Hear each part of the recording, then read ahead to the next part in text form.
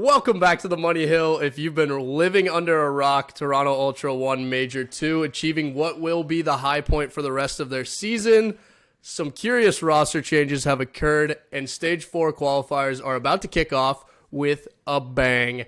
My name, of course, is Scoot, back with BMB, who I'm sure has some thoughts after he talked himself out of Toronto Ultra winning Major 2, stepped over to the side of Seattle Surge for some reason, and then, of course, was wrong in that endeavor, and his team actually pulled it off. Yeah, okay. Still an Ultra fan at the end of the day, unfortunately.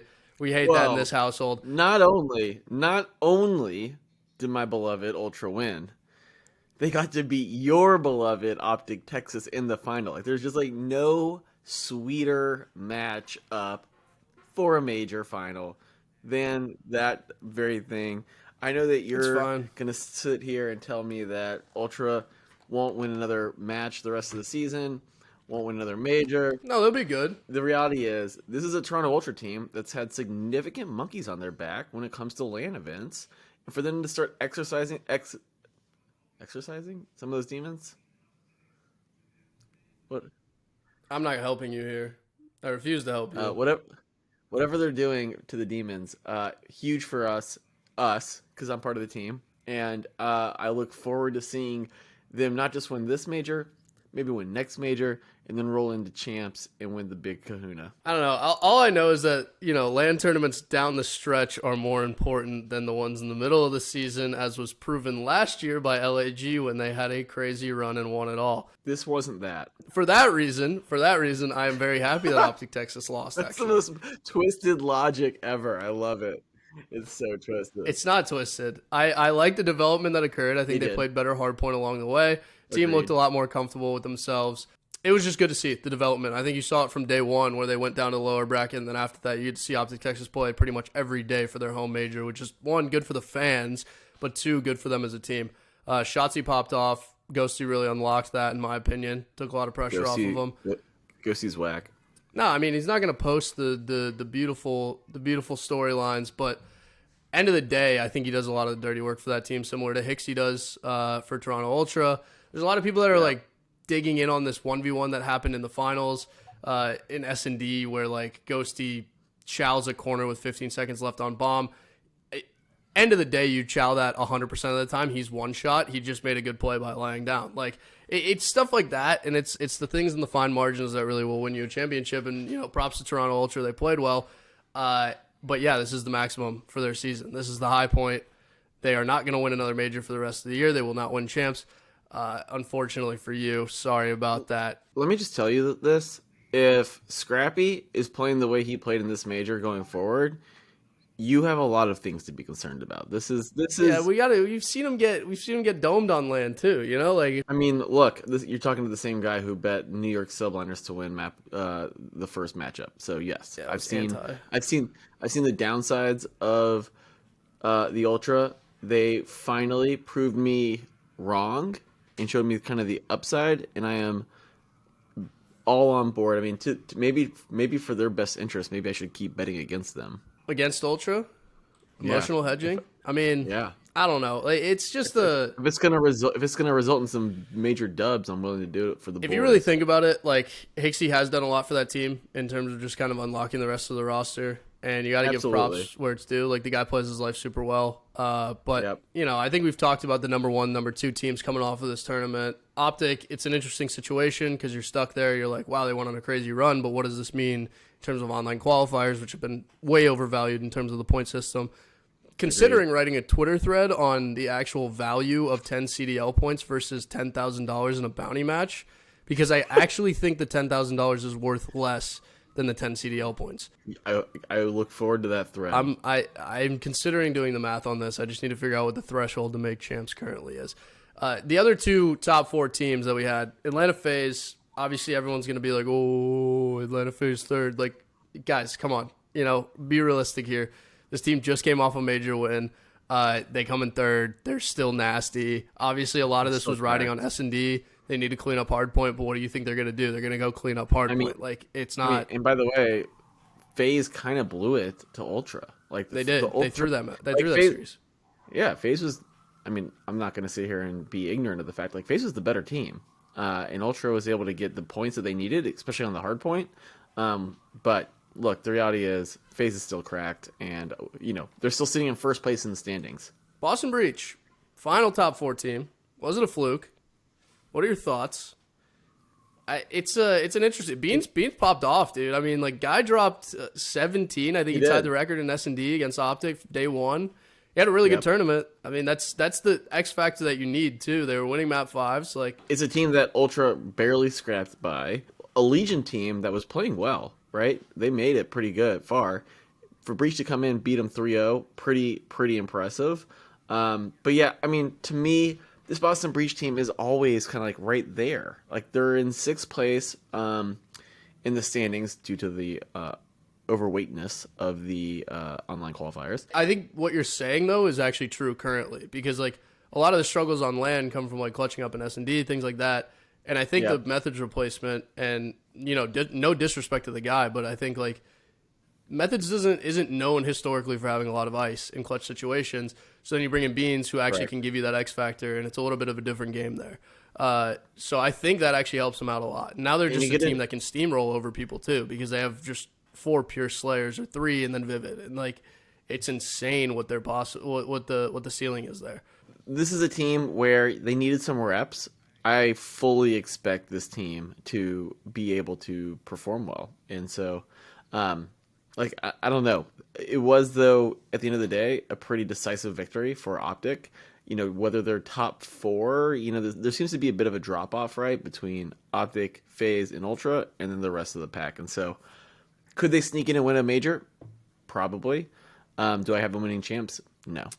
It's interesting. I mean, I feel like the top 3 teams are the top 3 teams right now. And it hasn't been like that in Call of Duty for like a really long time, because a lot of people have recency bias over like who wins a major, XYZ, but like right now it legitimately feels like they are all top 3. And it does work in this interesting triangle where it feels like OpTic to a point, their boogeyman is Toronto Ultra. Toronto Ultra to a point, up until this major, their boogeyman was FaZe, couldn't beat them. And by the way, most people's boogeyman's Faze. But other than OpTic, Atlanta FaZe's boogeyman is OpTic Texas, and that's like, I know. Like, they fry them. And Toronto Ultra has beaten OpTic on LAN historically for like a pretty long time now. Totally. It is really, really interesting to think about. And I guess coming off of this, I mean, I just want to ask you, any other teams you want to talk about before we move forward? Well, I just want to talk about the Subliners real quick, because the Subliners were a team, as I mentioned, I had them picking to beat Ultra. They're a team that who has historically been very strong on LAN, also strong online. For them to go 0-2 in this major, like, was very surprising. And is this a team that we now need to consider no longer kind of a top 4 or 5 team? Where do you see, what did you see in their gameplay, and what do you expect it to go forward, I guess? It's really odd, because I think the hard point's still really solid, and I think there's only one player that you can point at to replace if you're going to be like, oh, we need to make a roster change now. But we saw their potential is to win a major, and they were way ahead at Major 1 in terms of respawn specifically, hardpoint and control. They played good S&D there too. But I think the S&D and control have fallen off a lot since, and it's really hard to just rely on winning hardpoint, especially in a mixy game like this. But in my opinion, I think Priesthood just needs to step up for them to be legitimate. Like, it's going to take that for them to rise to the top again. I still think the sub-duo is working between Kismet and Hydra. Skies is obviously abnormally talented. So, like, I don't know. I think they're just not hitting the strides that they need to and not playing enough as a team to facilitate Priestess success. But we'll see what happens. I mean, it's going to be an interesting stage for quali here, which, I mean, leading into that a little bit, you got 2 roster changes. A couple of them, they're curious. They're interesting. One of them more interesting than the other because of what just happened on Twitter. So we'll start with the less interesting one, which is the London Royal Ravens picking up Illey, or Uley. I'm not sure how to pronounce it. I believe it's Uley because it's Ulysses. But I don't know about this. It's a little interesting because his entire roster in Challengers gets picked up, and then of course he's down there just singing "Take a Chance on Me" the entire time, and London Royal Ravens are like, "Hey, we're struggling, buddy. Come get on the roster." But they do replace Paul X, which I think is actually a huge deterrent for them winning on LAN. He has been proven to kind of not perform as well on LAN versus online. Now, at the same time, do I think they got a ton better and can really like compete and make this push for champs now? No. No. It's also like a really late move too, to now like step into qualifiers and have this roster and like get your practice in late in the season. How are you going to compete against top teams? Like, how is that going to work? And then you throwing them into the mixing pot immediately with the matchup against LA Thieves and then OpTic Texas right after. I mean, look, this is a London team that needs to make a change. They are terrible. They are in last place by a considerable margin. Do I think any move that they're going to make right now is going to turn them into all of a sudden a contender for champs and making it into champs? I don't think so. When I look at the bracket, also, you got Minnesota, Surge, and Boston being the next three teams. Like, are any of those three teams going to be dropping down? If anything, and I know we've been on this for a minute, but I'm more bullish about the Legion and taking the place of Minnesota. And so, I mean, that's where we really want to go. That is an interesting one. So, Legion actually coming off their best performance, I think. Well, definitely their best performance at a major all year. One of their best in organization history. Maybe the Vegas name switch really, really did it for them. I don't know if it was the best. It's definitely one of their best performances at a major. I mean, that goes without saying. Like, we've followed this team for long enough to know that. Just the eye test will tell you that. Correct. They make a roster change on the back of this. Standy is obviously a free agent. He gets unrestricted when we get into this little window between stages here. And Legion are like, hey, you know what? Let's take a chance on that kid. He just comes off the Ultra. Pick him up. In my opinion, I think this lowers their floor, but also raises their ceiling a ton. Because I really, I struggle to see where the submachine gun slang was coming through. And now I think Standy is capable of that. It's just a matter of how this team works around him and how they are able to, facilitate him being able to move around the map and make plays. It's going to take a lot. He's now their main slayer, has to be for their submachine guns. Yep. TJ's not going to pick up the slack there, I don't think, in my opinion. Nope. I expect their respawn to get better. I'm not certain about their search, but I mean, I hope the best for the kid. It's a really interesting move off your best results all year. This is risky. I love it. To me, this is exactly what you have to do when you are a team who's trying to get better, right? Clayster and Standy together is going to be awesome. And I look forward to Clayster trying to reprove himself. And this is exactly what we want to see from a team who's not content with a sixth place, whatever they got. They're looking for better. They're looking to make it into champs for the first time in org history. I love it. I love the position. I love the decision. I don't know if they take ROKKR out or someone else, because I think ROKKR will perform better down the stretch, hopefully. Yep. However, I'll say this: if this team shows up at champs, if they're able to qualify, prepare for things to get mixy. Yeah, ultimate mix, concrete mixer levels, where it's gonna get weird real quick. I have no doubt that you will be the biggest fan. It's gonna blow up brackets. I think you have to consider them winning it too. I mean, crazier things have happened in Call of Duty. This would be the most insane, obviously, but it would be awesome to say the least. I still think the reverse sweep over Ultra by Minnesota was the craziest thing I've seen. I mean, it was so hard to follow though, because it was a best of 9. You're like, okay, they're down 0-4. I'm gonna turn this off. 2 maps later, you're back watching. You're like, oh my god. Right, no one's. It's okay, they won 2. No one's ever gonna blow 5 maps in a row. Though. Yeah, and then it just gets out of hand. They complete the comeback. It was insane. But obviously that's going down in history. There's a lot of things from the Cold War season that are just really, really, really insane. Never to be repeated again. Well, I mean, there's the they line up clip. No, LAG was last year, Vanguard. Oh yeah. Oh the Minnesota ROKKR accuracy triple on OpTic that really just, I think, ruined their season, if you ask me. That was insane. But Cold War was a great game. People underrate that thing. Actually, well, no, it's pretty well liked among the COD community now, just considering the games that they've had to play the last 2 years. But God, what a game, man! Give me high TTKs back, whatever. All right, let's hop into stage. Point being, Legion bullish. Bullish. Okay, now I have to be bearish. So can't just take what you're putting out there and repeat it. You can. No, I Yeah, can't. No, absolutely you can. not. You Absolutely can not. support. You can support the pod. All right. Well, with that being said, like, love, lock. Let's hop straight into it. Week 1 qualifiers, stage 4, and I'll just hop on the back of that immediately. Legion Moneyline versus Boston Breach, first match of the weekend. Of course.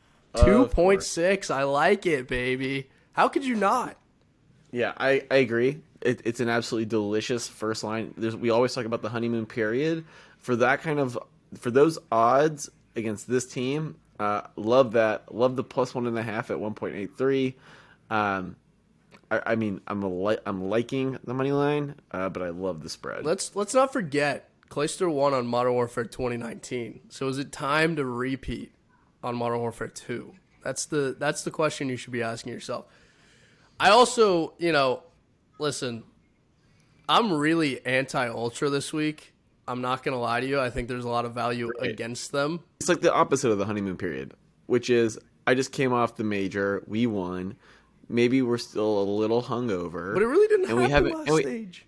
But we haven't been practicing as hard maybe as we would have if we had lost. I thought it was going to kind of happen to Faze, but their search and destroy stayed absolutely USDA prime stake through that entire stage. They kept the streak alive.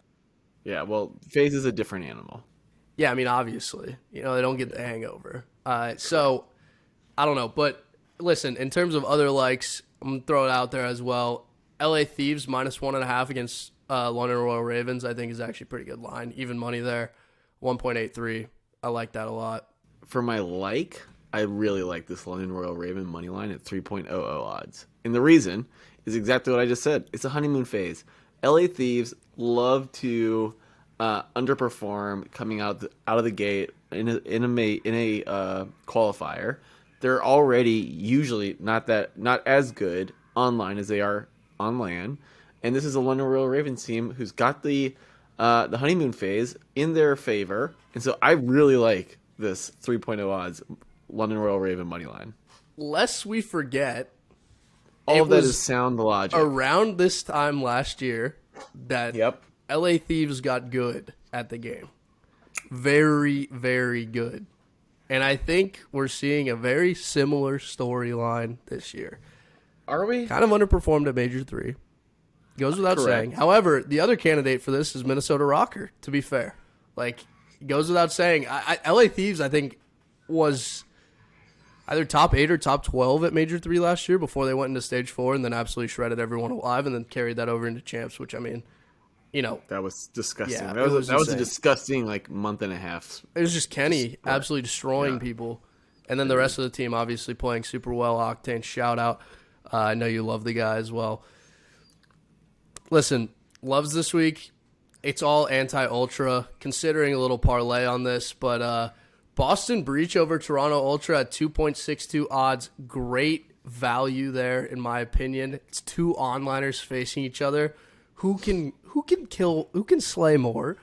You're going to get the Breach steamroller over this one on Ultra. And then Surge Moneyline versus Ultra as well. 2.5 odds there. Love that. Goes without saying, I expect Pred to absolutely shred this stage. Just like he did at Major 3. Unbelievable major from the kid. I think you're right on the first one. I could very easily see Boston Breach queuing up 2.62 for the first match coming out of a major victory. This has sleepy, hungover written all over it. I'm going to stay away from that match, or I will jump on the Boston Breach with you. I do think after kind of being woken up and having a first loss, I think Ultra will show up against the Surge. So I don't like that one as much. I like that one a lot. Although Surge online haven't been as good. It's a little bit more of a struggle for Mac and accuracy to perform online. So that's my one concern there. I don't understand why the money is better on Surge in this instance. Correct. But I'll take it. I mean, I believe in Breach to win that match more than I do believe in Surge to win theirs. So it doesn't really matter to me. So my love is going to be my beloved, my second favorite, New York Subliners moneyline against Atlanta Faze on Sunday. I think this is an Atlanta Faze team that's going to show up, smash the shit out of Florida Mutineers because Florida's terrible. and then roll into the second match of the weekend a little cocky. And this is the New York Subliners team that got absolutely pulverized in an embarrassing fashion in this major. They're going to be out for blood, and I think this is the first match that they're really going to get a chance to show that they've been training and getting ready for this. And so I very much love this position for the Subliners. 2.50, love. You absolutely need to be checked into an institution, because my lock this week is Atlanta Faze -1.5 over New York Subliners, without a doubt. No chance. 100% chance of rain, baby. Nope. Expect them to win one hard point, search and destroy, and control. Easy money. They're out of there. 3-1, 3-0, perhaps. Who knows? But, I mean, New York's good at hard point. That's the one thing where I'm a little concerned, because Atlanta Faze has been slightly bad against better hard point teams this year. But I expect them to have cleaned that up and then carry their search prowess into the stage. So, no worries here on my end. This is a lock all day. -1.5 Faze, baby. I can't. I'm glad that we're going to be able to bet against each other. That'll be great. My lock of the week is kind of in contrast to my first love, which is I think you're going to see LA Thieves smash Seattle Surge. You have them at money line, which is 1.80. So just they're saying it's barely favorites. So I think there's a ton of good value there. To your point earlier, after losing the first game, I think they're going to be ready to go. And then I even love the -1.5 in this case at 3.00. This does feel like the time where LA Thieves are going to start to coming together. I haven't really seen anything from the Seattle Surge that makes me believe that they're going to be able to carry the momentum or the success they had early in the season. I think they had a decent Major 3, but I'm very much a believer in this Thieves game in this scenario. Yeah, I mean, I can't really disagree with you there. It's pretty interesting, too, because it feels like all the Thieves players individually are playing fairly well. Kenny's been a little bit inconsistent, which was true last year, but it's all about just making it gel together, and I can see that happening at any point. And we know how well they play together when the chemistry's on fire. So they're definitely a dangerous pick. With that being said, that pretty much closes out Stage 1 qualifiers for Major 4. In case you missed it as well, and we've got this matchup coming later in the stage, Standy and Scrappy decided to kick off on each other on Twitter after Toronto Ultra tweeted their little post-major video with like all this stuff and about how they got rid of Standy. Standy replies and says, "I'm sorry, I wanted to try an S&D practice." And then they both just kicked off at each other. Scrappy deleted his tweets, so I don't exactly have them to record right now or like to look at. But they are on Reddit, so go check those out. I didn't get his last response. I haven't seen that one yet, but apparently it was a little bit self-conscious. And I guess the guy winning an MVP just isn't good enough for him. He's got something else to prove to people, and then he deleted his tweets. So I guess Standy wins that argument, but it's going to pop off later in the stage. April 14th, I believe they play. I'm looking forward to that matchup a lot.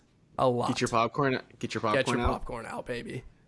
It's time to go. But, of course, thank you for listening to another episode of The Money Hill. If you did enjoy, please hit that like button or the subscribe button down below. If you are a recurring viewer around here, you can also join our Discord, which should be down in the description below, and throw us a follow on Twitter at Bo3 Network. Absolutely love making content for you guys. And again, thank you for tuning in. Peace out. I love it. The Call of Duty League has been away for far too long. I'm excited to get back into it. Later. Toodaloo.